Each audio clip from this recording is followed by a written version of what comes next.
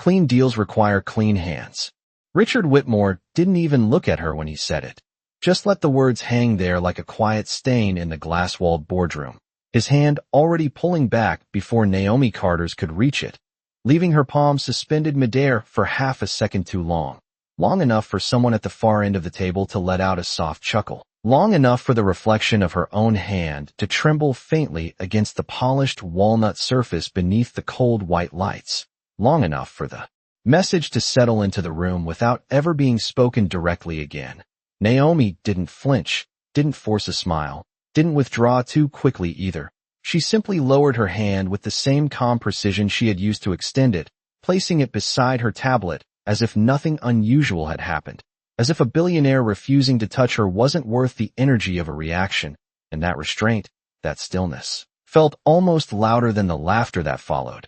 The boardroom itself seemed designed to amplify power. 40 feet of glass overlooking downtown Manhattan, sunlight diffused into a sterile glow that flattened every shadow, every imperfection, every human moment into something easier to ignore, and Naomi could feel the weight of it pressing in, not physically, but in the way every chair was already angled toward Richard.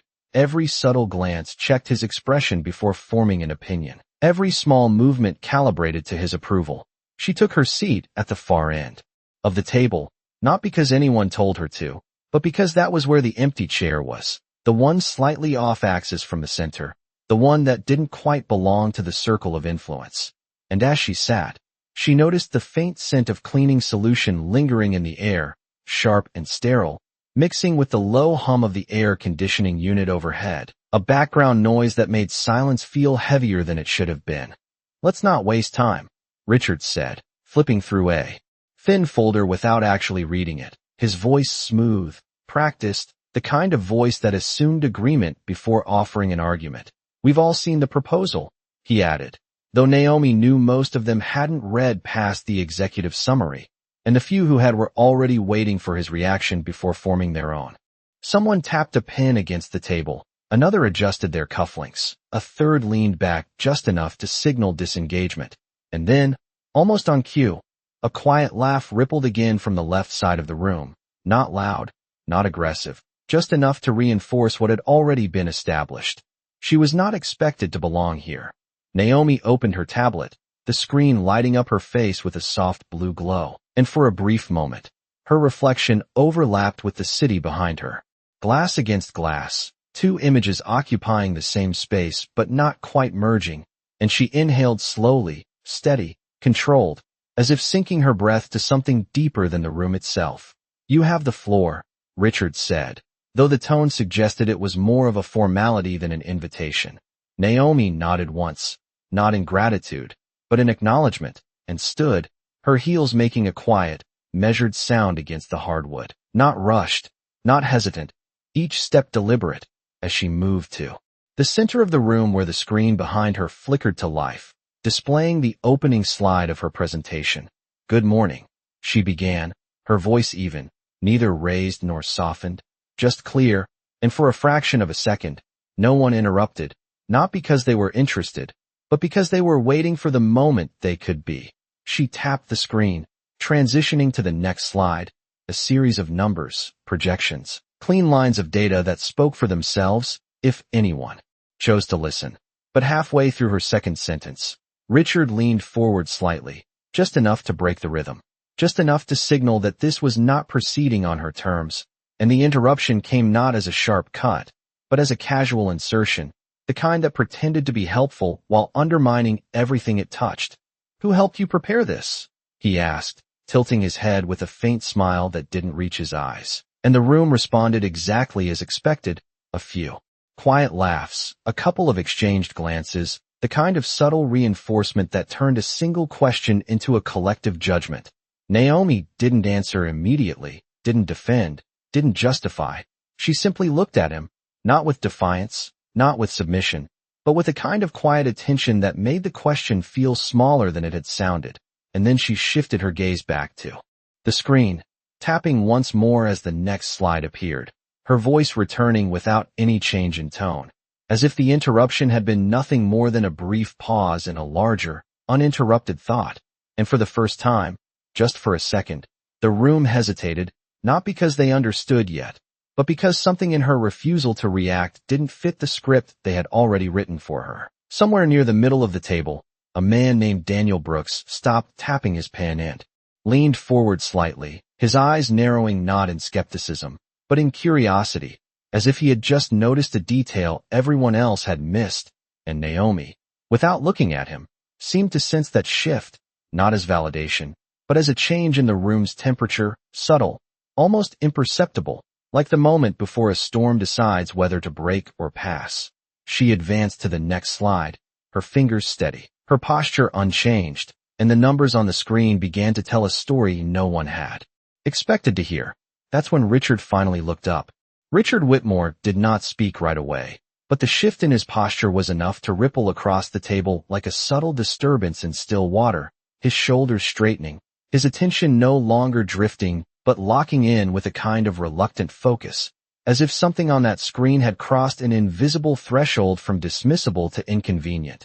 Naomi did not acknowledge the change, at least not outwardly, her eyes remaining on the projection as she advanced to the next set of numbers, each column clean, precise, arranged with the kind of clarity that did not ask for belief but demanded verification, and her voice carried evenly through the room, unhurried, unshaken, as she walked them through revenue streams that had not existed 6 months ago, cost reductions that no one in the room had anticipated, and a restructuring model that quietly dismantled several assumptions the board had been operating under for years. The air conditioning unit hummed overhead, steady and indifferent, but beneath it, the room had grown noticeably quieter, the earlier laughter dissolving into something thinner, something more cautious, and Daniel Brooks leaned forward another inch, his elbows now resting on the table, his pen forgotten between his fingers as his eyes tracked each line of data with increasing attention.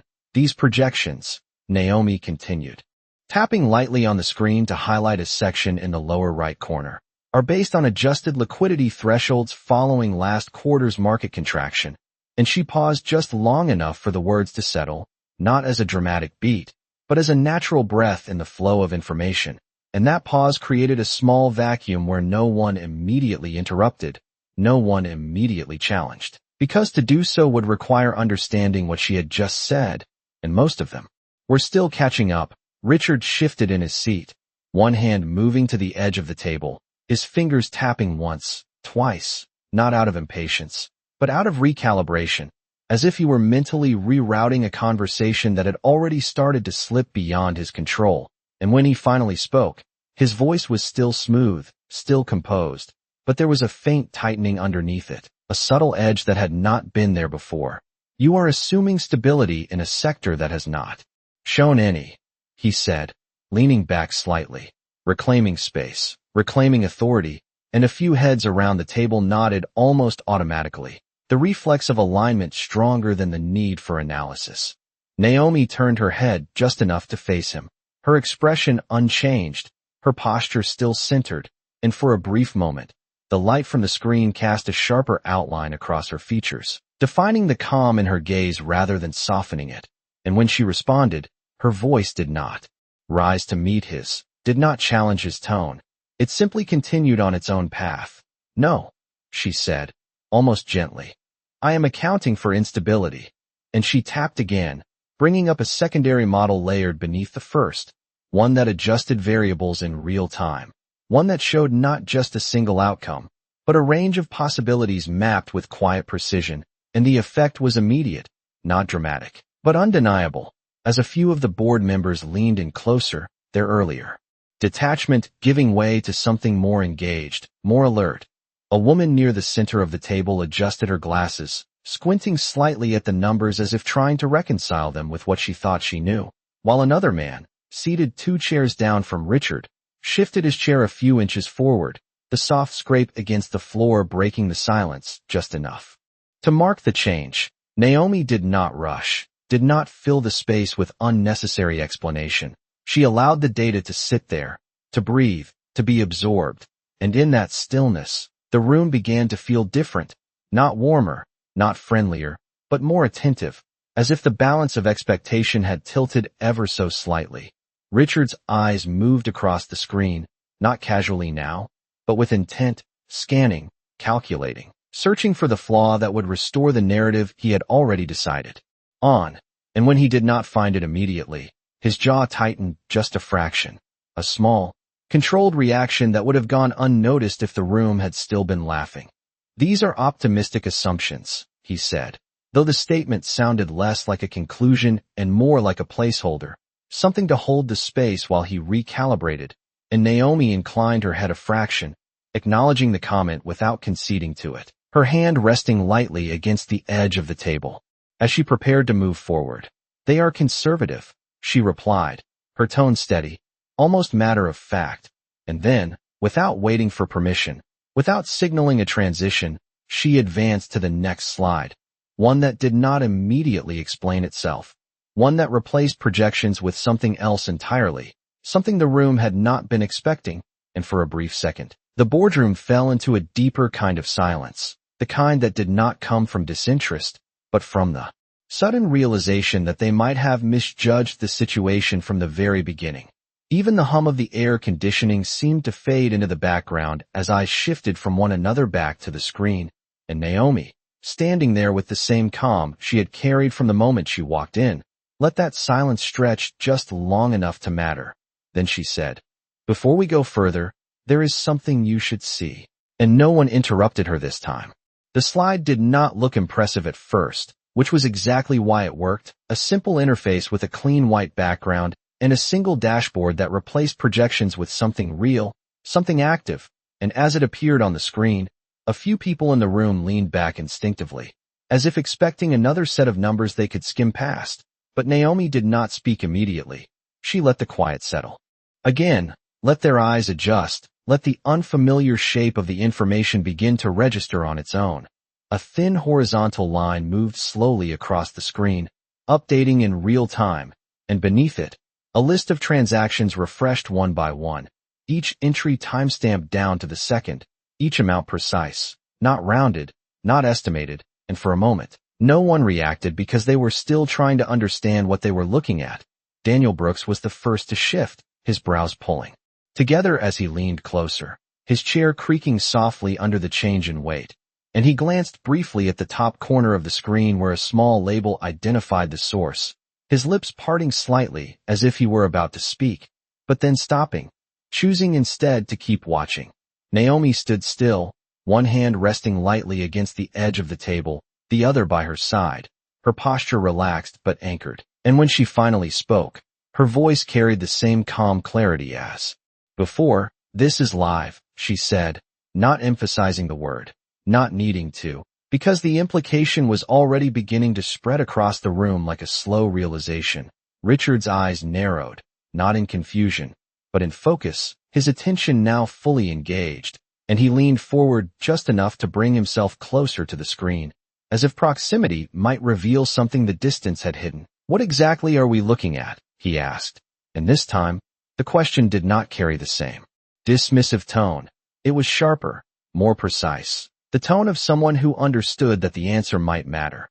Naomi tapped once on her tablet, and the display expanded, revealing a network of connected accounts, streams of capital moving between entities in a pattern that was not random, not chaotic, but structured, intentional, and the movement continued even as they watched, updating in real time. Small shifts accumulating into something larger. "These are active commitments," she said, her eyes briefly scanning the room before returning to the screen. "Not projections, not pending, committed." And she let that word sit there, unchallenged, as a few members of the board exchanged glances that no longer carried humor, but calculation. The woman with the glasses adjusted them again, this time not out of habit, but to see more clearly, her head tilting slightly as she traced one of the lines across the screen, following it from origin to destination, and the man 2 seats down from Richard leaned in further, his earlier detachment gone entirely, replaced by a quiet intensity.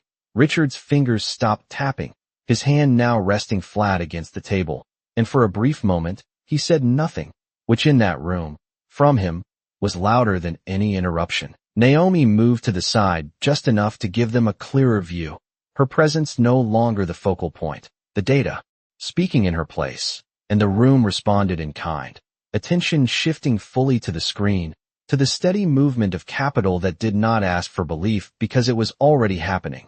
"Where is this coming from?"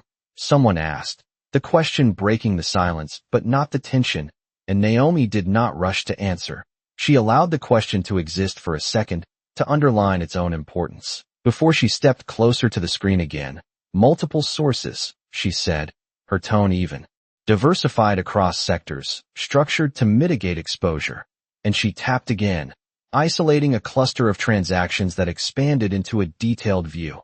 Names partially obscured, amounts fully visible, each figure carrying weight simply by being exact. Daniel finally spoke, his voice lower than before, more measured. "These are not small commitments," he said, almost to himself, and Naomi gave a slight nod, acknowledging the obvious without needing to confirm it. Richard exhaled slowly, the sound controlled, deliberate, and when he leaned back this time, it was not to dismiss, but to reassess, his gaze moving from the screen to Naomi and back again, as if trying to reconcile the person he had decided she was with the information now in front of him.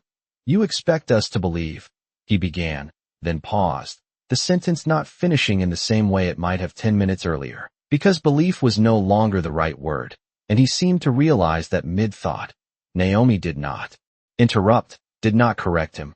She simply waited, her stillness now carrying a different kind of weight, one that came not from being overlooked, but from being understood too late. The room held that moment, balanced between doubt and recognition, and somewhere in that balance, the earlier narrative began to fracture, quietly, without announcement. Naomi turned back to the screen, her finger hovering just above the final control, and for the first time, there was the faintest hint of something behind her calm, not emotion, not tension, but intention, as if the next thing she was about to show them had been waiting all along. Then she tapped, and everything shifted again. The screen did not explode with color or noise. It did something quieter, more precise. It resolved into a single document header with a list beneath it, names no longer obscured, numbers no longer isolated, everything aligned in a structure that felt final rather than hypothetical, and for a second, the room did not react because recognition takes longer than surprise, especially when it contradicts what people have already decided to believe. Naomi stepped slightly to the side again, giving the display its full space, and the light from the screen reflected across the glass table, cutting clean lines through the room like a second grid layered over the first. And as eyes moved across those names, something shifted, not loudly, not dramatically, but in the small, involuntary ways people respond when certainty begins to slip. Daniel Brooks leaned back this time, not out of disinterest but to take in the entire screen at once, his jaw tightening just enough to signal that he understood what he was looking at, and the woman with the glasses stopped adjusting them altogether, her hand now resting still against the table as her gaze fixed on a specific entry near the top of the list. Richard did not move at first, his eyes locked on the screen, scanning from top to bottom, then back again, as if repetition might reveal an inconsistency, but the structure held, each line reinforcing the next, each figure grounded in something already in motion, and when he finally spoke, his voice had lost none of its control, but it had shed something else, something that had been there at the beginning. "These are signed," he said, not as a question, but not entirely as a statement either, and Naomi inclined her head slightly, acknowledging the point without embellishment. "They are executed agreements," she replied, her tone steady, her words precise, and she did not add anything more, because the document itself carried the weight of that confirmation. A faint sound came from the far end of the table, not laughter this time, but the quiet scrape of a chair being pulled closer, and another board member leaned in, his earlier posture of detachment replaced by something sharper, something more engaged, as if the room had collectively crossed a line it had not realized was there. Richard's hand moved again, but not to tap, not to signal impatience. It rested flat against the table, fingers spread slightly, as if grounding himself in something physical while the abstract shifted around him, and his gaze flicked briefly toward Naomi before returning to the screen, measuring, recalibrating, searching for the angle that would restore control. "And you chose not to disclose this earlier," he said, And the question carried a different kind of tension now, not dismissive, not mocking, but probing, edged with the awareness that timing itself had become part of the strategy. Naomi met his gaze this time, not holding it in challenge, but in clarity, and for a brief moment. The distance between them felt smaller, not because the power had equalized, but because it had begun to move. "You did not ask," she said, and the simplicity of the answer landed with more weight than a longer explanation could have, because it reframed the entire exchange, shifting the absence of information from her choice to his assumption. A subtle reaction moved through the room, not visible in any single person, but present in the way several heads turned slightly, in the way attention redistributed itself, no longer anchored entirely to one side of the table. Daniel exhaled quietly. Almost a laugh, but not quite. More a release of tension than an expression of humor, and he shook his head once, as if acknowledging something he should have seen sooner. The woman with the glasses leaned back now, her expression no longer skeptical, but thoughtful, her eyes moving from the screen to Naomi and back again, connecting the data to the person presenting it. Richard shifted in his chair, not retreating, but adjusting. And when he spoke again, his voice was measured, deliberate, each word placed carefully. "You are suggesting that the capital is already secured," he said, and this time, the room listened not for dismissal, but for confirmation. Naomi turned back to the screen, her hand lifting just enough to indicate the full scope of what they were seeing. The network, the commitments, the structure that had been building quietly while they had been deciding whether she belonged in the room at all. "I am stating that it is already in motion," she said, and the distinction was subtle but significant, because motion could not be voted on, could not be delayed, could not be undone by a raised hand around a table. The air in the room felt different now, not warmer, not friendlier, but charged in a way that had nothing to do with tension and everything to do with consequence. And for the first time since the meeting began, no one interrupted her, no one laughed, no one looked away.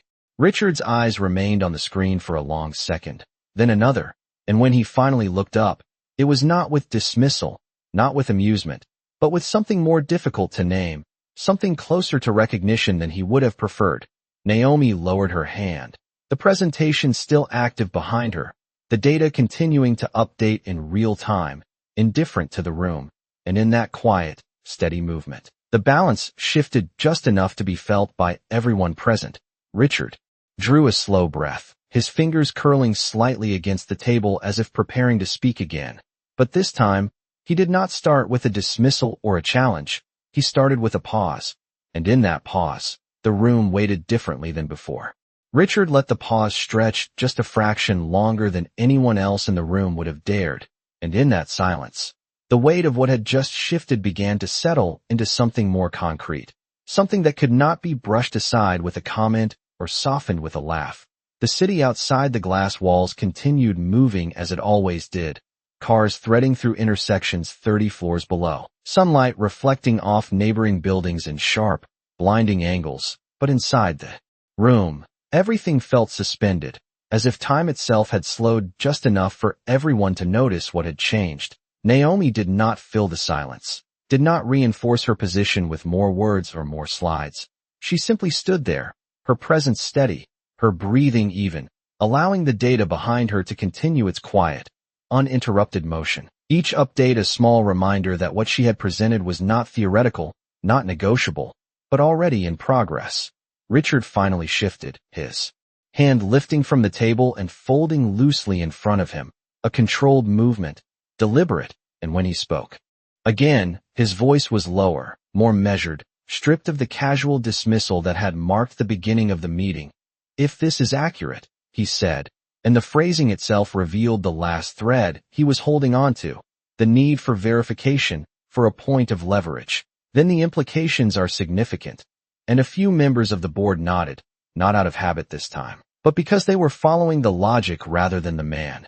Naomi inclined her head slightly, acknowledging the statement without amplifying it, and she stepped back just enough to return to her place beside the table, not retreating, but repositioning, her role no longer that of someone asking for approval, but someone presenting a reality the room now had to respond to. Daniel Brooks cleared his throat quietly, the sound small but noticeable in the stillness. And when he spoke, his tone carried a different kind of weight than before, less casual, more considered. "These commitments," he said, glancing briefly at the screen before looking at Naomi. "What is the timeline for deployment?"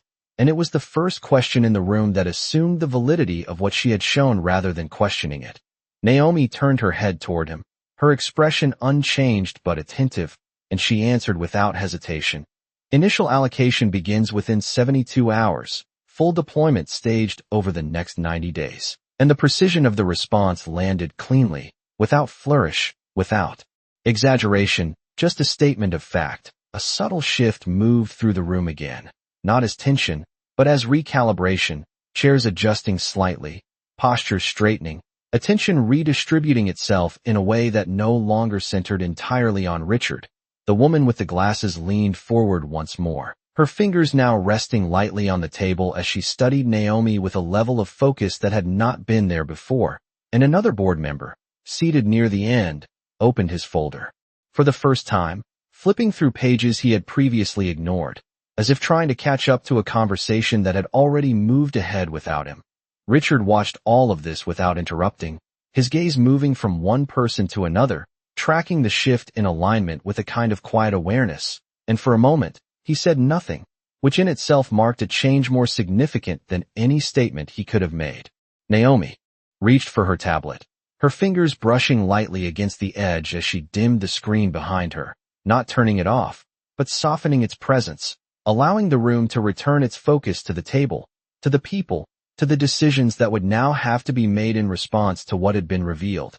The light in the room adjusted subtly as the screen dimmed, reflections shifting across the glass surface, and in that softer glow, the earlier sharpness of the space seemed to ease just enough to expose something underneath, something more human, less performative. "We will need to review the full documentation," Richard said finally, his tone steady, controlled, but no longer dismissive, and Naomi nodded once, a simple acknowledgement.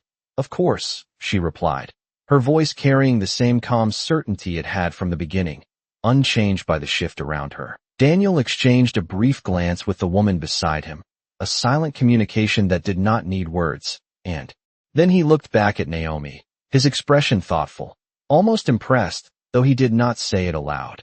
The room settled into a new kind of quiet, not the dismissive silence from earlier, but a working one, a space where attention had replaced assumption, where curiosity had begun to take the place of skepticism. Richard leaned back slightly, his eyes returning to Naomi, and for a brief second, something passed across his expression, not quite recognition, not quite acceptance, but something closer to both than he might have intended to show. Naomi met his gaze without holding it, without challenging it, simply acknowledging its presence before looking away, her attention already moving forward, already beyond the moment that had defined the beginning of the meeting. The air conditioning continued its low hum, steady and indifferent, but the room no longer felt the same as it had when she walked in, and that difference, subtle as it was, could not be undone. Richard opened his mouth as if to speak again, then paused, his eyes narrowing slightly as a new thought formed, something not yet spoken, something that had not been part of the plan when the meeting began, and the room seemed to sense it before he did. Richard did not speak immediately, but the change in his expression was no longer subtle, it was controlled, deliberate, the kind of restraint that came from someone who understood that reacting too quickly would reveal more than he intended. And his eyes stayed on Naomi a second longer than before, not measuring her now, but reassessing everything he had assumed about her from the moment she walked into the room. Naomi remained still, her posture relaxed but grounded, her hand resting lightly against the back of her chair, and the screen behind her continued its quiet updates, no longer the center of attention but still present, like a steady pulse, reminding the room that what had been set in motion would not pause for their discussion. Daniel Brooks shifted again, this time turning slightly toward Richard, not in deference, but in alignment with the conversation as it was now unfolding. And when he spoke, his tone carried a calm clarity that had not been there earlier. "If the capital is already moving, then the question is not whether we proceed," he said, pausing just long enough to let the logic settle. "It is how we position ourselves within it. And the statement landed differently than anything that had been said before, because it did not ask permission, it acknowledged reality. A few heads nodded, not automatically, but thoughtfully, and the woman with the glasses glanced briefly at Richard before returning her attention to Naomi, as if recalibrating where authority now resided in the room. Richard leaned back slightly, his fingers steepled together in front of him, a familiar posture, one that suggested control, but the silence that followed was not his to command in the same way anymore. It was shared, distributed, and that difference, however small, was enough to shift the dynamic. Naomi stepped forward just enough to re-enter the center of the room, not reclaiming space, but continuing the conversation on her own terms, and when she spoke, her voice carried the same steady rhythm, unhurried, precise. Positioning requires timing, she said, her gaze moving briefly across the table before, settling again, and timing depends on clarity. And she let that sentence breathe, not as a dramatic pause, but as a natural extension of thought, allowing the room to follow without being pushed. She tapped her tablet once, and the screen behind her adjusted again, not with new data, but with a refined view, isolating key segments of the funding structure, highlighting points of entry. Moments where decisions could influence outcomes without disrupting the larger flow, and the effect was immediate, not in reaction, but in attention, as several members of the board leaned in slightly, their focus narrowing, their earlier skepticism replaced by a growing sense of involvement. There are 3 windows, Naomi continued, indicating each section with a small, controlled movement of her hand. Each one offers a different level of participation, different levels of exposure, and different levels of return. And she did not oversell it, did not layer her words with urgency or persuasion. She simply outlined the structure as it existed, trusting the clarity of the information to carry its own weight. Daniel nodded once, almost to himself, as if confirming something internally, while the man near the end of the table flipped another page in his folder, now actively cross-referencing what he was seeing with what had been presented earlier, his pen moving quickly across the margin as he made notes he had not expected to need. Richard watched all of this, without interrupting, his gaze moving between Naomi and the screen, then briefly to the others in the room, tracking their engagement, measuring the shift in alignment with a precision that matched the one Naomi had brought into the space. "And what exactly are you asking from this board?" he said finally, his voice steady, but now carrying a different intent, not dismissal, not challenge, but inquiry, and the question, simple as it was, marked a clear transition from the beginning of the meeting. Naomi turned her head slightly toward him, her expression unchanged, but her attention fully present, and for a brief moment, the room seemed to narrow around that exchange, as if everything else had receded just enough to focus on what came next. "Not approval," she said, her tone even, her words precise. "Alignment." And the distinction settled into the room with a quiet clarity, reframing the entire dynamic of the conversation. A subtle reaction moved through the board, not visible in any single gesture, but present in the way several people adjusted their posture, the way their attention sharpened, the way the earlier hierarchy began to blur at its edges. Richard's eyes held on Naomi for a second longer than before, and there was something in that look that had not been there earlier, something less certain, more calculated, as if he were recognizing that the conversation had moved beyond the framework he had initially set. Naomi did not press the moment, did not expand on her statement. She simply allowed it to stand, her stillness now carrying a quiet authority that did not need reinforcement. The room settled again, not into silence, but into a different kind of focus, one that no longer revolved around whether she belonged, but around what her presence now meant.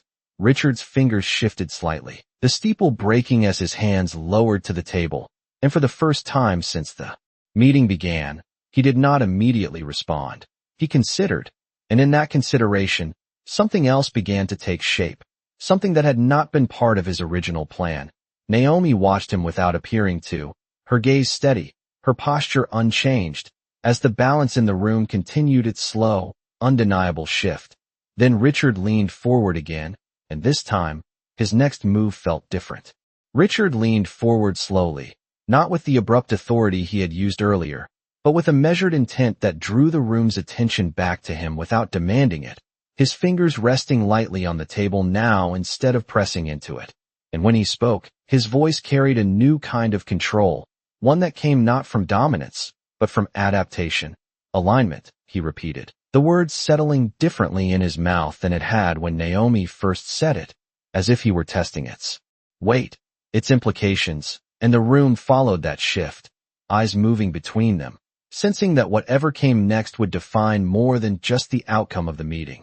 Naomi did not move, her posture unchanged, her gaze steady but not fixed, allowing him space without yielding any of her own, and the quiet between them stretched just enough to feel intentional, not awkward, but charged with a kind of clarity that had not existed at the start. Richard exhaled slowly, the sound controlled, almost inaudible, and then he adjusted his chair slightly, a small movement that carried more meaning now than it would have earlier, because it signaled a repositioning rather than a dismissal. Then let us be precise, he said, his tone even, the edge of condescension gone, replaced by something closer to calculation. What does alignment require from us, specifically? And the question, simple on the surface, carried a deeper acknowledgement that the conversation had shifted beyond his initial framework. Naomi stepped forward half a pace, not closing the distance, but entering the space of the question, and when she responded, her voice remained steady, grounded, each word placed with intention. Clarity in decision-making, she said, her eyes briefly moving across the board before returning to him, and speed where it matters, and she paused just long enough to let that settle, not as a challenge, but as a condition, and the room absorbed it differently than it would have 10 minutes earlier.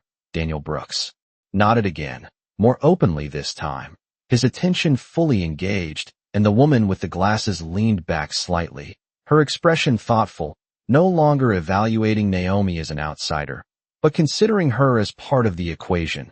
Richard's gaze remained on Naomi, his focus sharper now, not searching for flaws, but mapping possibilities, and there was a subtle shift in the way he held himself, a slight easing of the rigid authority he had carried at the beginning, replaced by something more fluid, more responsive. Speed, he echoed, almost to himself, and then his eyes flicked briefly to the screen behind her, where the data continued its quiet movement, indifferent to the room's deliberation, and that movement seemed to anchor the conversation in something real, something that could not be delayed indefinitely. Naomi did not press the point, did not fill the silence that followed. She allowed the implication to stand on its own, her stillness now a deliberate part of the rhythm of the room.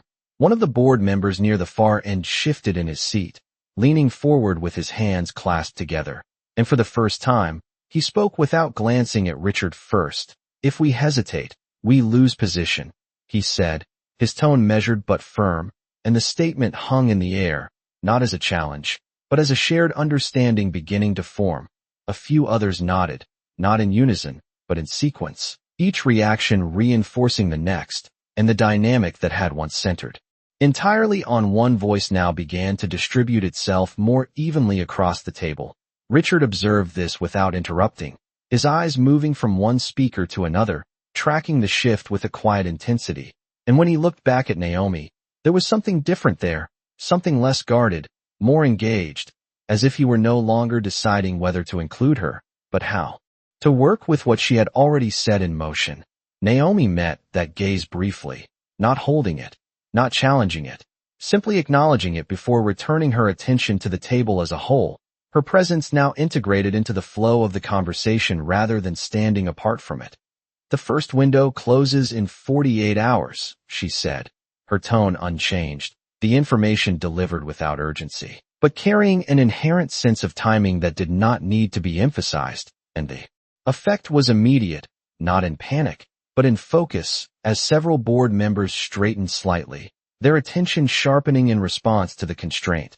Daniel glanced at his watch instinctively, then back at Naomi, a small gesture that reflected the shift from abstract discussion to concrete decision. Richard's fingers moved again, but this time, instead of tapping or pressing, they rested lightly against the table, his posture forward, engaged, and when he spoke again, his voice carried a quiet decisiveness that had not been present before. Then we will not waste it, he said, and the words landed differently than his earlier statements, not as a dismissal, not as a challenge, but as a response to the reality Naomi had presented. The room seemed to settle around that statement, not in agreement yet, but in alignment with the direction it suggested, and Naomi allowed herself the smallest pause, just a breath, before continuing, her role now fully established within the space.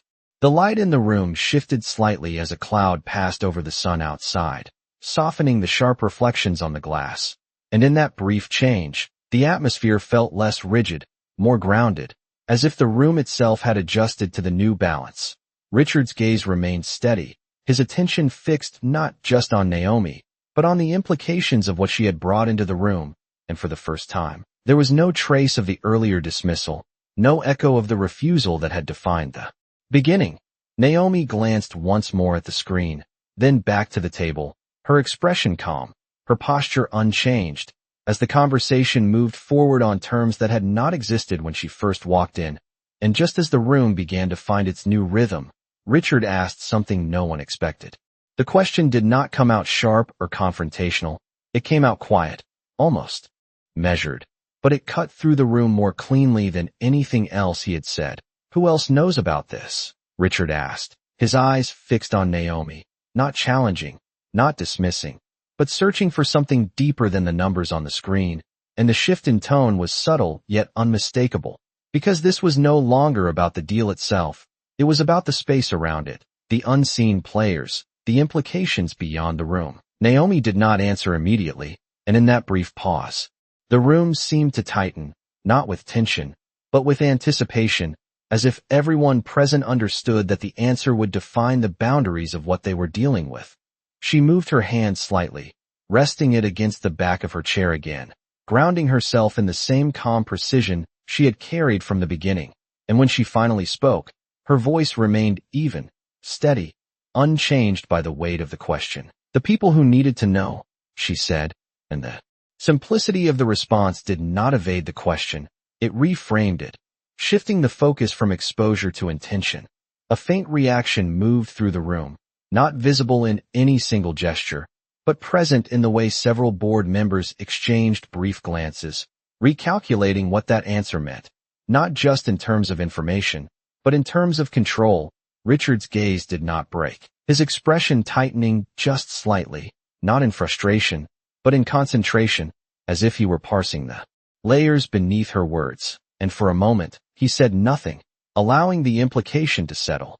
Daniel Brooks leaned forward again, his attention fully engaged, and he spoke carefully, as if choosing each word with intent.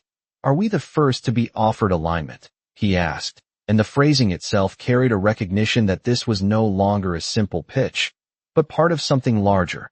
Naomi turned her head slightly toward him, acknowledging the question, and for the first time, there was the faintest hint of something softer in her expression, not emotion, but a quiet acknowledgement of understanding. "You are not the only conversation," she said, her tone calm, her words precise, and the room absorbed that differently than anything else she had said so far, because it introduced something new, not just opportunity, but competition. The air shifted again, not in tension, but in urgency, subtle but undeniable, as the realization settled that this was not a static decision waiting for their approval, but a moving structure that could proceed with or without them. The man near the end of the table straightened in his chair, his earlier hesitation gone, replaced by a sharper focus, and the woman with the glasses glanced once more at Richard, not seeking direction this time, but measuring his response against her own understanding. Richard exhaled slowly, the sound controlled, and when he leaned back, it was not to create distance, but to widen his perspective, his eyes moving briefly across the table, taking in the shifted alignment, the changed posture of the room, before returning to Naomi. "And if we choose not to align," he said, his voice steady, but now carrying a different weight, one that acknowledged the possibility without dismissing it, "what happens then?" And the question did not sound like a threat. It sounded like a calculation.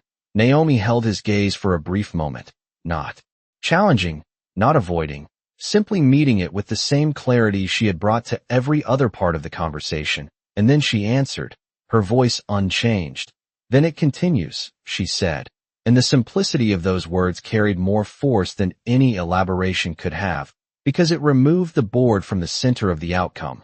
A quiet stillness followed, not empty, but full, as the room absorbed the implication, each person processing it in their own way, some leaning back, others forward, all of them now fully engaged in a reality that no longer revolved around a single point of control.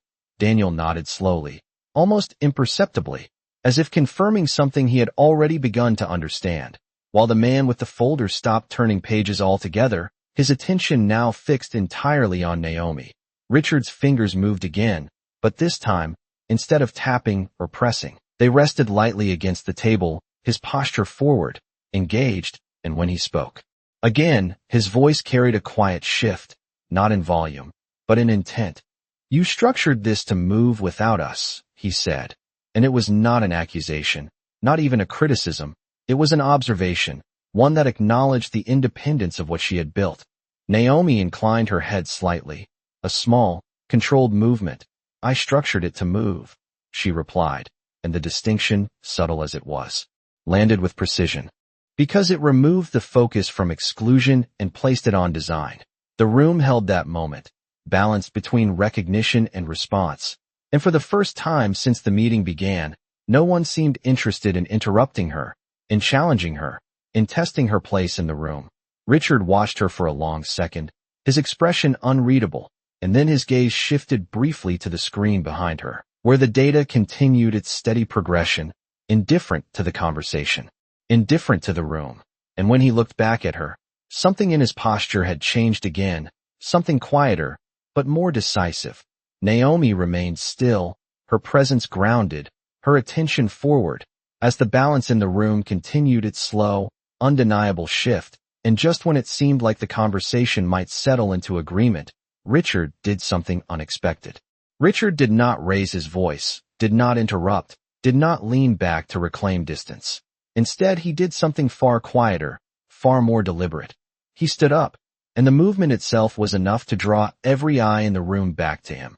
Not because it was aggressive, but because it broke the rhythm that had slowly begun to form without him. The chair slid back with a soft, controlled sound against the floor, and for a brief moment, no one spoke, the shift in posture carrying more weight than any immediate words could have, and Richard adjusted the front of his jacket with a small, practiced motion, as if preparing to step into a different version of the conversation.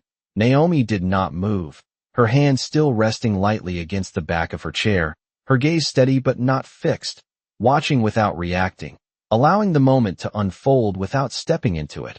Richard walked a few steps along the length of the table, not pacing, not circling, but repositioning, placing himself slightly closer to the center of the room rather than the head. And that subtle change did not go unnoticed. It was small, almost insignificant in isolation, but within the context of everything that had shifted, it carried meaning. "Let us remove assumptions," he said finally, his voice calm. Even, the earlier edge gone entirely, replaced by a clarity that felt more intentional than instinctive. And as he spoke, his eyes moved briefly across the board, acknowledging each person not as an audience, but as participants, before returning to Naomi. "You have built something that moves independently," he continued, not as a challenge, but as a recognition, and the room absorbed that statement differently than it would have earlier, because it did not attempt to diminish what she had presented, it named it. Naomi inclined her head slightly, not in agreement, but in acknowledgement, her posture unchanged, her presence still grounded in the same quiet control she had maintained from the beginning. Daniel Brooks shifted in his seat, his attention fully engaged, his earlier curiosity now settled into something more defined, and the woman with the glasses leaned forward just enough to signal that she was no longer observing from a distance. She was inside the conversation. Richard's hands moved lightly as he spoke, not exaggerated, not performative, but measured, each gesture aligned with his words, as if he were recalibrating not just his position, but the way he occupied the space itself. "The question is not whether it continues," he said, his gaze returning briefly to the screen where the data still moved with quiet consistency. "We have established that." And he paused, not for effect, but because the next part required precision. The question is whether we are positioned to benefit from it, or positioned outside of it. And that distinction landed cleanly, reframing the conversation once again. This time not as a matter of control, but of choice. A subtle reaction moved through the room, not visible in any single gesture, but present in the way several board members adjusted their posture, their attention sharpening, their focus narrowing onto the decision in front of them. Naomi watched him without interruption, her expression unchanged, but there was a faint shift in her gaze, not approval, not agreement, but recognition, as if she were noting the moment where the conversation had finally aligned with the reality she had brought into the room. Richard turned slightly, his body angling toward the table rather than away from it, and for a brief moment, his hand hovered near the back of an empty chair before he let it rest lightly against it, grounding himself in the space in a way that felt less about control and more about presence. You said alignment, he continued, his voice steady. So let us define it clearly.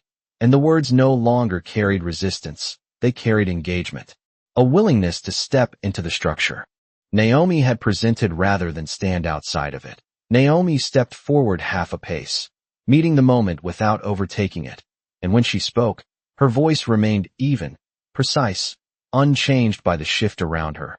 Clarity, timing, and commitment, she said, each word placed carefully, not expanded, not explained, because they did not need to be. The room now understood enough to follow. Daniel nodded once, more firmly this time, as if confirming the framework in his own mind, and the man, with the folder, closed it quietly, the soft sound marking a transition from review to decision. Richard's eyes held on Naomi for a second longer than before, and there was something in that look that had not been there at the beginning. Not dismissal, not skepticism, but something closer to respect, though it remained unspoken, contained within the controlled stillness of his expression.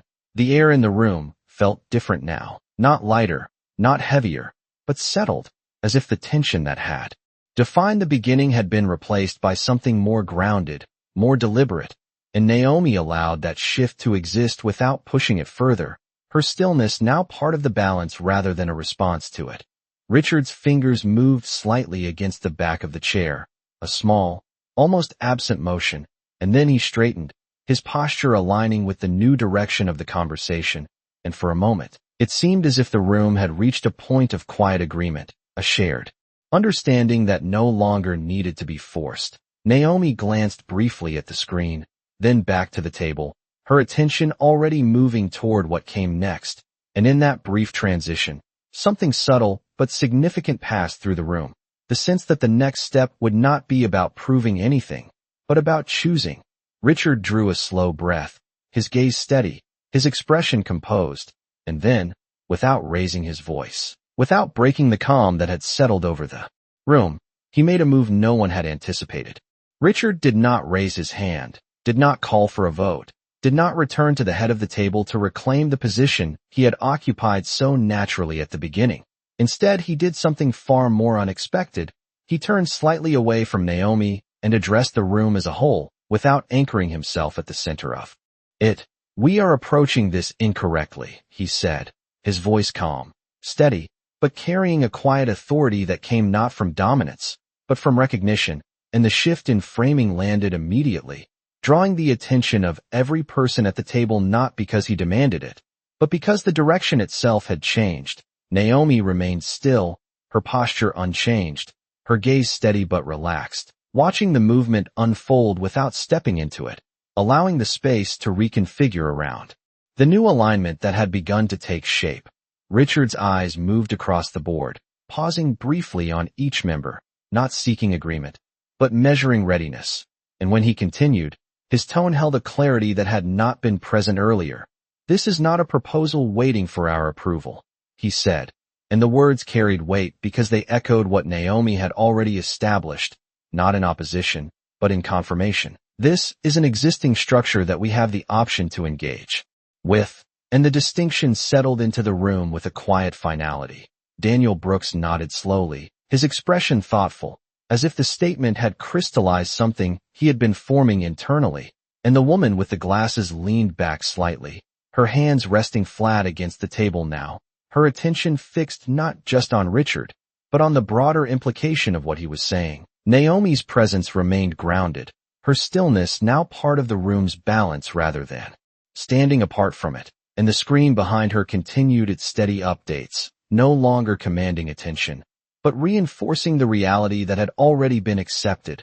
Richard took a small step forward, not toward Naomi, not toward the head of the table, but into the shared space between them, and that movement, subtle as it was, marked a departure from the structure that had defined the beginning of the meeting. The question is no longer whether we believe it, he continued, his voice even, his words deliberate. The question is whether we are prepared to act within its timeline. And as he spoke, his gaze shifted briefly to the screen, then back to the board, anchoring the statement in both data and decision. A quiet murmur moved through the room, not conversation, but recognition, as the weight of that timeline settled into something tangible, something that required response rather than analysis. Naomi stepped forward just enough to remain aligned with the flow of the conversation, not leading it, not following it, but existing within it, and when she spoke, her voice carried the same calm precision. The first window closes in 48 hours, she said, repeating the constraint without urgency, allowing it to stand as a fact rather than a pressure.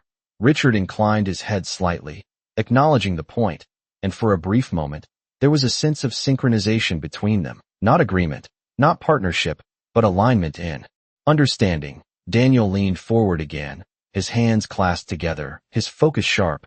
Then we need to decide how we enter, he said, and the phrasing itself marked a shift from hesitation to action, from observation to participation. Several board members nodded, not in unison, but with a growing sense of shared direction, and the man with the folder opened it once more, not to review, but to reference, his pen moving quickly as he began outlining what would need to happen next.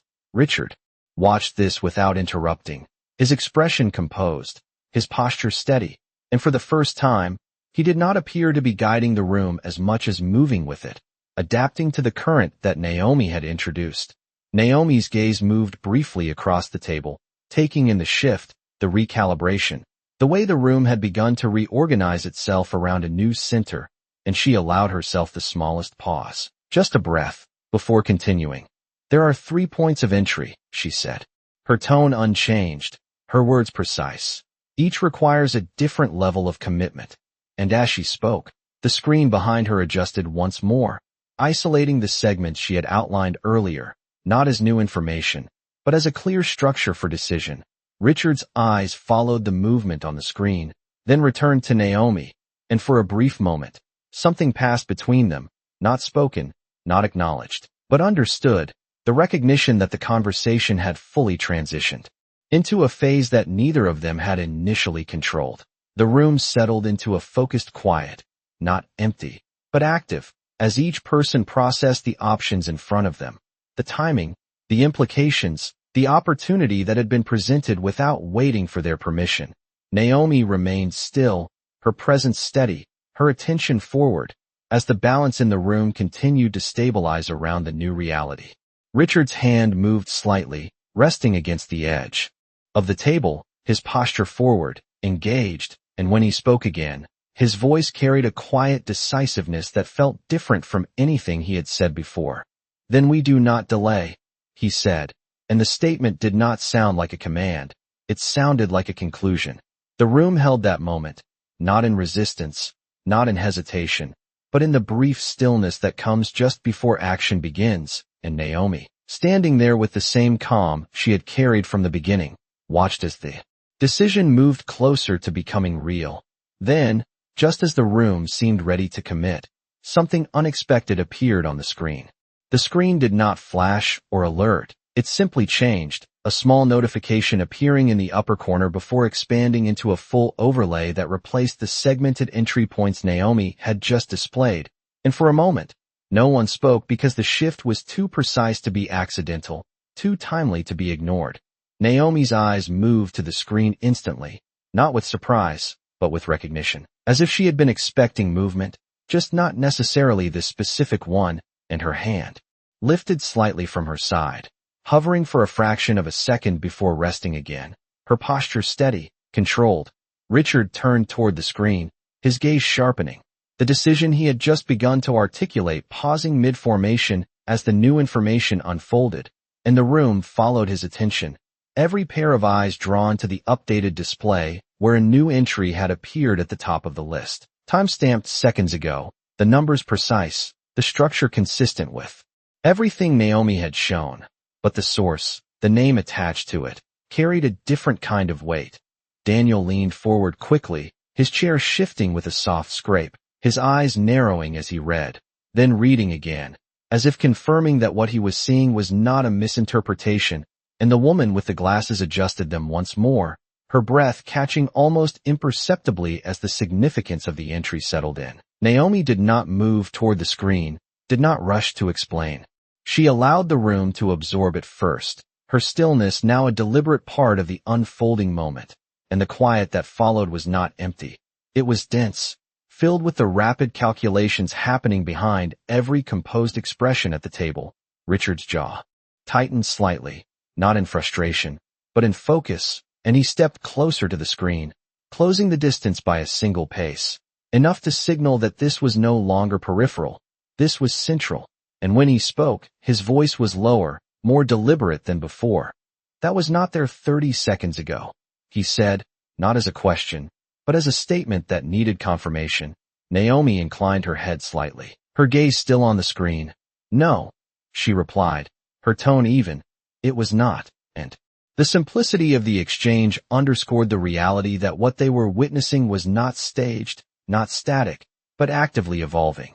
The new entry expanded automatically, revealing additional layers beneath it, linked commitments, secondary allocations, a structure that mirrored the one Naomi had outlined but extended beyond it, and the scale of it became clear not through a single number, but through the accumulation of details that aligned too perfectly to be coincidence. Daniel exhaled. Slowly, the sound controlled but audible in the stillness. They moved faster than expected, he said, more to himself than to the room, and Naomi's gaze shifted briefly toward him, acknowledging the observation without confirming it directly. The man with the folder flipped it open again, his movements quicker now, less measured, as he searched for a reference point that could anchor what he was seeing to something already understood. But the pace of the update outstripped the static pages in front of him.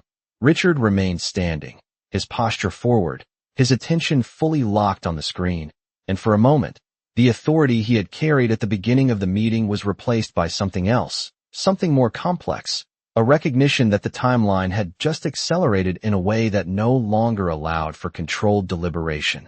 Naomi stepped forward slightly, not to take over the moment, but to remain aligned with it, her presence steady, her expression unchanged, and when she spoke, her voice carried the same calm precision.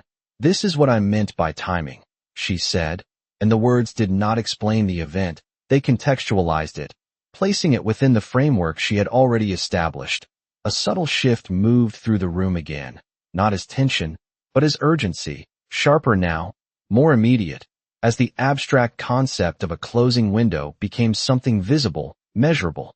Already in motion, Richard's gaze moved from the screen to Naomi, then back again, as if recalculating not just the situation, but his position within it. And when he spoke, his voice carried a quiet intensity that had not been there before. "How much of the first window remains?" he asked, and the question, direct and unadorned, marked a clear departure from the earlier phases of the conversation. Naomi did not hesitate. "Less than half," she said, and the room absorbed that with a different kind of silence, one that carried consequence, rather than contemplation. Daniel leaned back slightly, his expression focused, his earlier curiosity now fully replaced by decision, and the woman with the glasses closed her notebook quietly, as if recognizing that the moment for observation had passed. Richard's hand moved to the edge of the table, his fingers resting there, grounding himself as the situation continued to shift, and for a brief second, he said nothing, the weight of the accelerated timeline settling into place. Naomi watched him without appearing to, her gaze steady, her posture unchanged, as the balance in the room adjusted once more, this time not gradually, but with a sharper edge. The screen continued its steady updates, the new entry integrating seamlessly into the larger structure. reinforcing the reality that the system she had built was not waiting, not pausing, not negotiating. Richard drew a slow breath, his shoulders aligning as if preparing to act, and when he looked up again, the hesitation that had lingered earlier was no longer there. Naomi remained still, her presence anchored, as the room moved closer to a decision that could no longer be delayed, and just as Richard began to speak, another name appeared.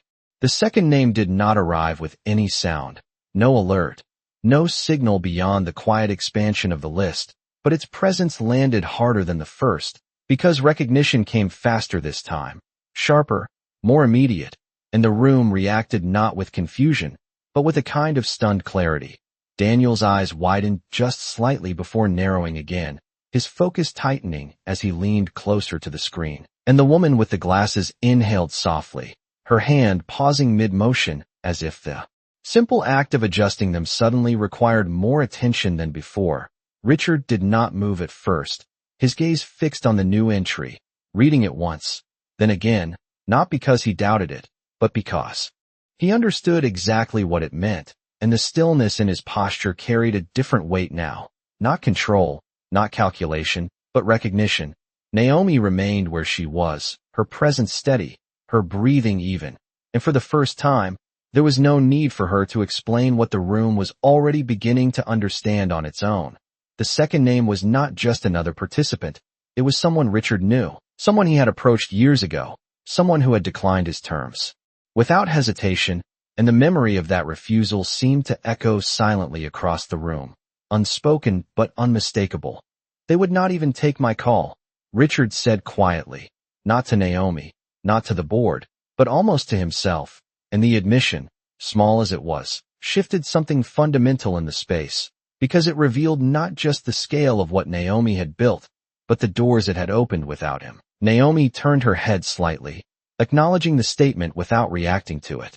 Her expression unchanged, her posture still grounded in the same calm precision, and when she spoke, her voice carried no triumph, no emphasis, just clarity.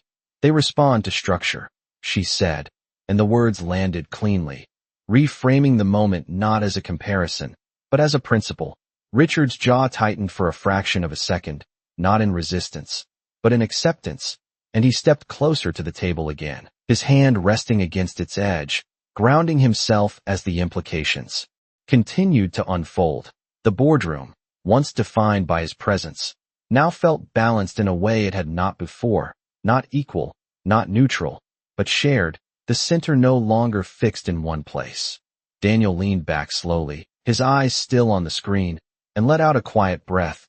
"This is already beyond us," he said, not with defeat, but with a kind of measured understanding, and Naomi's gaze shifted briefly toward him, acknowledging the observation without confirming it directly. The man with the folder closed it again, this time with finality, his attention no longer divided between paper and screen, but fully anchored in the moment unfolding in front of him. Richard straightened slightly, his shoulders aligning, and when he looked at Naomi again, there was no trace of the earlier dismissal, no echo of the refusal that had defined the beginning of the meeting, only a focused, deliberate attention that carried something new, something quieter. "You did not need this room," he said, and the statement was not a question, not an accusation, but a recognition, one that settled into the space with a weight that did not require response. Naomi held his gaze for a brief moment, not challenging, not avoiding, simply meeting it with the same clarity she had brought to every part of the conversation. And then she inclined her head slightly, a small, controlled movement that acknowledged the truth. Without expanding on it, the screen behind her continued its steady updates, the two new entries now fully integrated into the structure, reinforcing the reality that what had been built was not dependent on any single decision made in this room. Richard's hand moved slightly against the table, his fingers pressing just enough to anchor himself, and for a moment, he said nothing, the silence stretching not as hesitation, but as a recalibration of everything that had come before. Naomi stepped forward just enough to re-enter the center of the space, not reclaiming it, but aligning with the direction the conversation had already taken, and when she spoke, her voice remained even, grounded, unchanged. "The window is still open," she said, and the words did not carry urgency, did not push, did not persuade. They simply stated what remained. The room absorbed that differently than it would have earlier, not as an invitation, but as an opportunity that had already begun to close. Daniel nodded once, more firmly this time, his decision forming without needing to be spoken, and the woman with the glasses leaned forward again, her attention sharp, focused, no longer evaluating Naomi, but aligning with the structure she had presented. Richard's gaze remained on Naomi, steady, deliberate, and in that look, something shifted again, not in power, but in understanding. As if the distance that had defined the beginning had finally dissolved into something else. Naomi did not move, did not fill the space. She allowed the moment to exist as it was, her stillness now carrying a quiet authority that did not need to be reinforced. The air in the room felt settled, not calm, not tense, but resolved in a way that had not been possible before, and the decision that had once seemed distant now stood directly in front of them, unavoidable. Richard drew a slow breath, his posture steady, his expression composed, and for the first time, there was no hesitation in the way he held himself, no trace of the earlier doubt. Naomi watched without appearing to, her gaze forward, her presence grounded, as the room reached the edge of something final. And just before anyone spoke, Richard did something no one in that room expected. Richard did not raise his voice, did not call for a vote, did not reclaim the head of the table that had once defined his presence. Instead, he turned fully toward Naomi and stepped closer, closing the distance that had existed from the moment he refused her hand, and for a second, the entire room seemed to hold its breath, not because of what he might say, but because of what he might do. Naomi remained still, her posture grounded, her gaze steady, watching him approach without shifting her position, without offering anything more than the quiet clarity she had carried from the beginning. The light from the glass walls softened as a cloud passed outside, dulling the sharp reflections across the table, and in that subtle change, the room felt less like a stage and more like a place where something real was about to happen. Richard stopped just short of her, not too close, not distant, and his hand lifted slightly, not abrupt, not hesitant, but deliberate, extending toward her in a gesture that carried more weight now than it would have at the beginning, because it was no longer automatic. It was chosen. No one spoke, no one moved. Even the low hum of the air conditioning seemed to fade beneath the quiet tension of the moment, and Naomi looked at his hand, not immediately, not reactively, but with the same measured attention she had given everything else in the room. For a brief second, the memory of that first moment lingered, her hand suspended, unacknowledged, the quiet laughter, the assumption that she did not belong, and then it passed, not erased, not forgotten, but placed where it belonged, behind her. She lifted her hand slowly, meeting his not as a response to him, but as a continuation of herself, her movement steady, controlled, and when their hands met, it was firm, not performative, not symbolic, just real. Richard's grip held for a moment longer than necessary, not out of dominance, but as if anchoring himself in the reality of the exchange, and when he spoke, his voice was lower than before, stripped of everything that had once defined it at the beginning of the meeting. "We align," he said, and the words did not sound like a decision imposed on the room. They sounded like something he had arrived at, something he could not avoid saying. A quiet shift moved through the board, not applause, not reaction, but a collective adjustment, as if everyone present understood that something fundamental had just changed, not in the structure of the deal, but in the way it was being entered. Daniel Brooks nodded once, firmly, his expression settled, his earlier curiosity now resolved into agreement, and the woman with the glasses allowed herself the smallest exhale, her shoulders easing just enough to reflect the shift from observation to acceptance. Naomi released Richard's hand at the same moment he released hers. No lingering, no hesitation, and she stepped back half a pace, returning to her position without reclaiming the center, because she no longer needed to. The screen behind her continued its steady updates, the numbers moving quietly, the structure holding, indifferent to the moment that had just taken place, and that indifference underscored everything. This had never been about convincing the room. It had been about revealing something that already existed. Richard turned slightly, addressing the board now. But his posture was different, less rigid, more integrated into the space, and when he spoke again, his tone carried a clarity that did not need reinforcement. "We move immediately," he said, and this time, there was no resistance, no hesitation, only a series of small, confirming nods around the table. Naomi watched the room without appearing to, her gaze steady, her presence quiet, as the decision translated into action, as folders opened, as notes were made, as conversations shifted from whether to how. The city outside continued its motion, unchanged, sunlight breaking through the cloud again and casting new reflections across the glass. And in that light, the room no longer felt divided, no longer defined by the line that had separated her from them at the beginning. Richard glanced at her once more, not to measure, not to challenge, but to acknowledge. And in that brief look, there was something simple, something unspoken, something that did not need to be named. Naomi met it for a fraction of a second. Then, let it pass, her attention already moving forward, already beyond the moment that had defined the shift. The air in the room settled into a quiet rhythm, the kind that follows after something important has been decided. And Naomi reached for her tablet, dimming the screen completely this time, not because it was no longer needed, but because it had already done its work. She stood there for a second longer, listening to the low murmur of voices, the soft movement of chairs, the subtle return of ordinary sound to a space that had been anything but ordinary. And then she turned, not abruptly, not dramatically, just naturally, as if continuing something that had already been in motion long before she walked into the room.